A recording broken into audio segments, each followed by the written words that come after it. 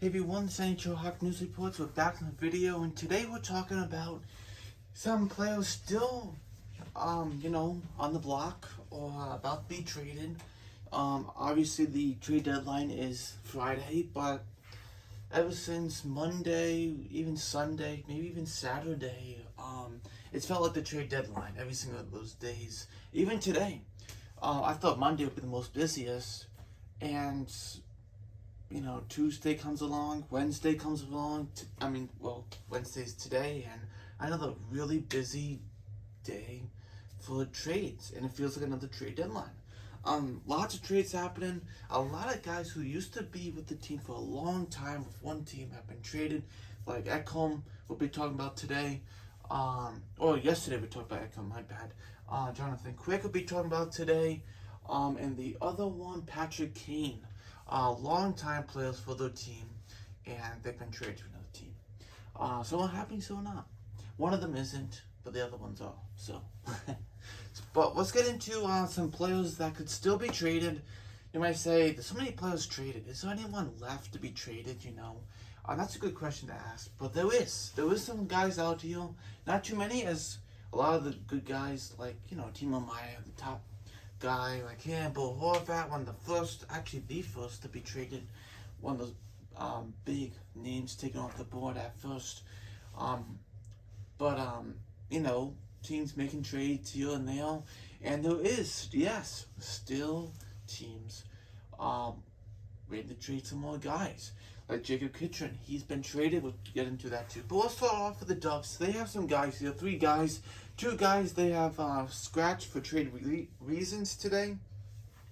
And that is John Klingberg and Dmitry Kulikov. I don't think they scratched Kolmswa, but those 2 guys have been scratched for trade reasons today. Klingberg, $7 million this year. Only a 1-year deal. UFA at the end of the year. They can retain 50%. He's a good, solid defenseman. I'm thinking more of like Seattle. Kraken would pick him up. Maybe even resign him there too. But that could be an interesting team I was thinking of. Maybe Carolina adds another guy, but they just add Shane Gostisbehere from the Coyotes. So I don't know if they're gonna do much more there. You know what I mean? But thinking of who they can add. Maybe I would say out west, you could have, I'm trying to think here. Maybe Winnipeg would be an interesting, sneaky one. Maybe, I thought Buffalo would be cool, but they have enough there, you know what I mean? Islanders could try to do something, but they have enough on defense anyways, thinking about it. Man. There's not too many places Klingberg can go to now these days, Maybe the Avalanche, if they can clear up the idea of if Landeskog's going to be back for the playoffs, or he's going to be back for the going to be back during the season sometime. You know what I mean? Same thing with Eric Johnson there. Same thing with him. So they can clear up that, and maybe they can bring Klingberg. You never know. The Oilers, they can't now. They brought in Ekholm. So yeah, just some ideas there. Kolmswa can go really anywhere. I'll be cool if the Montreal Canadiens pick him up. It'd be cool, but he's an offer at $2.37 million. Kulikov is a good, solid third-pairing defenseman at $2.25 million. We'll see who picks him up. Maybe Minnesota picks him up again. Who knows? We'll see. I'm sure someone's gonna pick him up. Maybe retain salary too. You never know. But hey, a good pickup there for sure. Would be interesting. Moving on to the Coyotes, they have 3 players: Kirill Vejmelka, Nick Bjugstad, and Nick Schmaltz. Vejmelka, if you need a goalie, he's been playing pretty well this year on a team that is a rebuilding team and, bottom of the league. But Vejmelka has been very good at $2.75. That's a really reasonable contract. He has 2 years, good term, good contract. Can't get better than that, right? If you need goaltending, there you go. I thought maybe the Kings would, make a package of Vejmelka and Kitchen together, but obviously that didn't happen.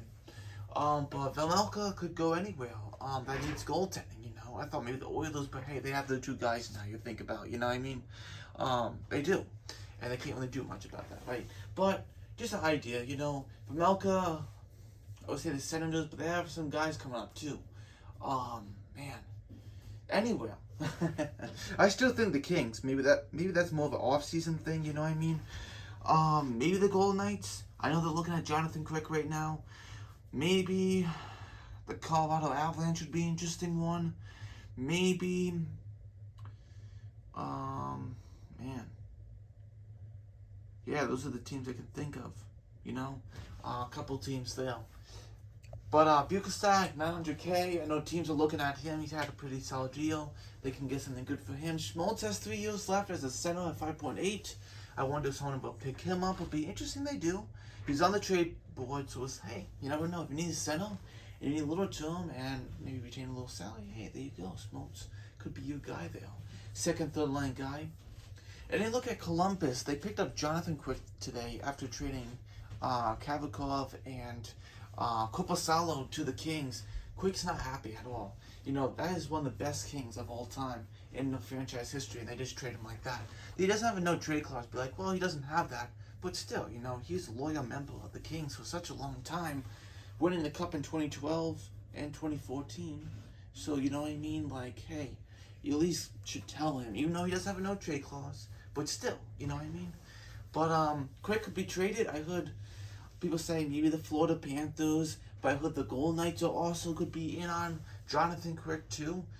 That could be interesting. Maybe Boussois going back the other way and a second round pick. Who knows? I don't know. Quick could be interesting there. And also, it seems like the Red Wings are open for sale because Bertuzzi, also another guy, 4.75. He's a UFA. Maybe they're going to get something. They said, hey, we're not going to trade anyone. And they traded Horonek. They signed Larkin today. Sounds like they're trying to trade Bertuzzi today. I mean, right now, so we'll see what happens. But Bertuzzi's out there. You know, the Stars are interested. Maybe they can still make a deal after getting Dadonov. That would be a solid pickup for them. Getting Tyler Bertuzzi for sure. And maybe retain salary. There you go. That's what you need. Maybe the Red Wings do get rid of Bertuzzi. Any team that could use him, add him in your top 9, it'd be pretty solid. Moving on to the Flyers, you have Ivan Provorov at 6.75 for the next 2 years. If you need defensemen, I heard that some teams are asking about him. James Steig, a left winger. So, okay season this year, $7 million, probably retain 50% of that. He's a UFA also. You need some depth scoring. Van Riemsdyk's definitely out there as a guy. You need a top 4 defenseman. Provorov definitely could use new scenery for him, get a new team he played for, because it's kind of like he needs a new team to play for, definitely. And an interesting one, Colton Parayko has stirred up some trade interest here. He just signed a $6.5 million deal. It started this year at 8 years. Now it's going to have 7 years going on to next year at 6.5. And some teams are asking about it. Interesting. They get rid of the contract. Hey, interesting. But Parayko's a solid player right now. A solid defenseman. Top 4 defenseman, obviously. But how the Blues are retooling, maybe they want to get rid of that deal and move on. Maybe they do. We'll see what happens. So those are some guys out there still. I know there's some other guys like Brock Besser, Connor Garland, also some guys to think about too. But I'd like to now get into the trade of the day, some trades of the day, without making this a really long video. Even though it's going to be a little long. But I do want to get into what we have on March 1st today. First off, starting off, I woke up to Jonathan Quick going to the Columbus Blue Jackets with a first-round pick and a third-round pick going to the Blue Jackets. Conditions are there. If they don't make the playoffs, then it'll become a second-round pick, which I think the Kings will be making the playoffs. And, yeah. So, Korpisalo and Kavakov to the Kings. I like that, but I don't like that Quick is gone, like that, how they treated him. But we'll see what happens. Next trade, solid trade here for the Avalanche. People say it's a lot of money for a second-round pick for Lozello, but I think Lozello is definitely worth a second-round pick. He is a solid center. He has experience. Played for Montreal. Played for the Capitals for a while also.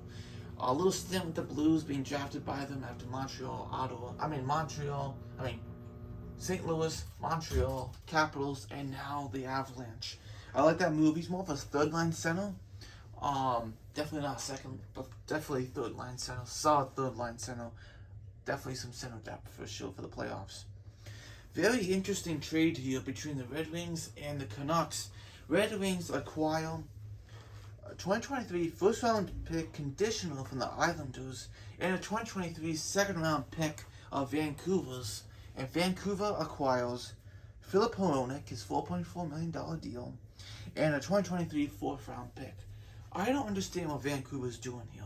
Vancouver gets draft picks, say, alright, we need to rebuild or retool, and they go trade the 1st round pick, and they go get Philip Hronek. I like the idea. The only thing I like about it is Quinn Hughes has a trade, a deep partner now.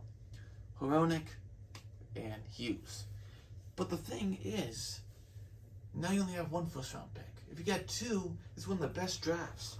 It's supposed to be as good as 2015, and you get rid of the Islanders pick here in the 1st round.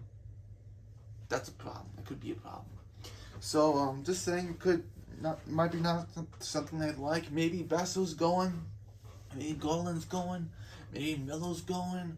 I don't know. Maybe they get a 1st round pick back in return somehow. I don't know. Maybe.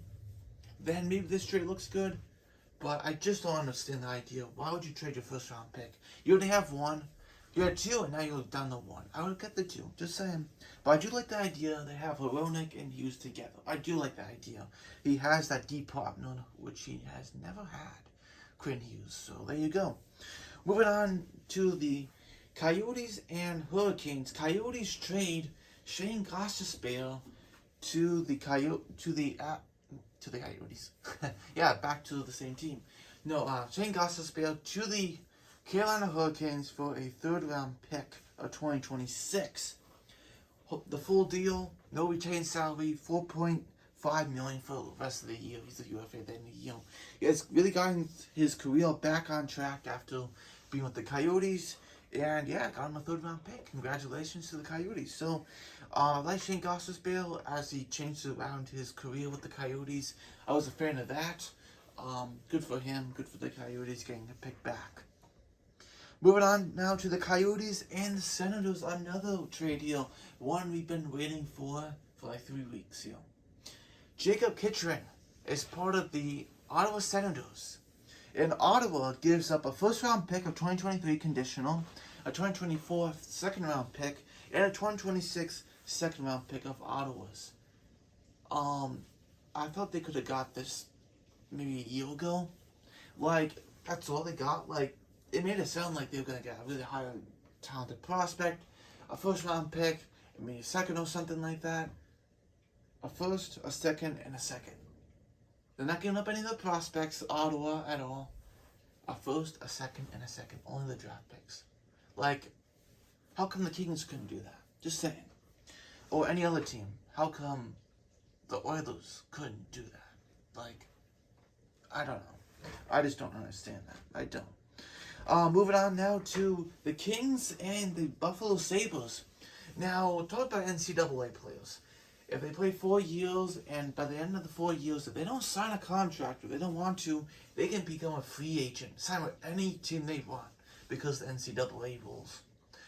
And Eric Portillo, who's a goalie for the Buffalo Sabres prospect system, who plays for the University of Michigan, he's not going to want to sign with the Buffalo Sabres. They don't want to sign him. So he gets traded to the LA Kings for a 3rd round pick of 2023. So maybe the Kings can sign him. Solid goalie prospect. But the thing about Sabres is they have Jukka-Pekka Luukkonen, they have Devin Levi, they have some good young guys in the system. Portillo can be traded for a 3rd round pick, no problem. Moving on now to the Penguins and Golden Knights. Golden Knights acquired Teddy Bluger from the Penguins, and they get Peter Delatorre and a 2024 3rd round pick of Vegas. So, Bluger hasn't been the best this year, but hey, a little depth on the center for the Golden Knights. And the Penguins get a 3rd round pick.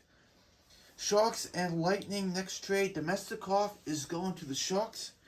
Retained 50%, 1.25. The Sharks have to pay. And the Lightning pick up Michael Easimont from the Sharks, who actually was from the Jets, and then got picked up with waivers by the Sharks and all that. He's an okay, solid guy. But Domestikov wasn't the guy that the Kings thought. I mean, not the Kings, the Lightning thought they would be, or he would be this year after returning to the Lightning this year. And moving on to the last trade of the day, which maybe it isn't, but yes, it is for us. And Mikael Granlund to the Pittsburgh Penguins for a second-round pick. As we see, the Predators continue to sell, get draft picks, stockpile, heal. Mikael Granlund, $5 million off the books for the Predators, makes some cap space. And Granlund is a guy who's got 2 more years after this year. So there you go, Mikael Granlund. They want to add some scoring depth. Is the Penguins? They do that, and the Predators relieve $5 million, and they got a second-round pick. So the Predators get some cap relief. Granlund hasn't been the best this year. He's more of a playmaker type of guy, but 36 points is still fine in 58 games, though. But the Predators don't play that offensive caliber, game. Maybe the Penguins can do that more with him. The Predators play that more defensive type games. So, hey, we'll see what Granlund can do with the Penguins. I like that deal for the Penguins. It's more of a fair deal, though. I have to say, so those are all the trades of the day. I believe I didn't miss any.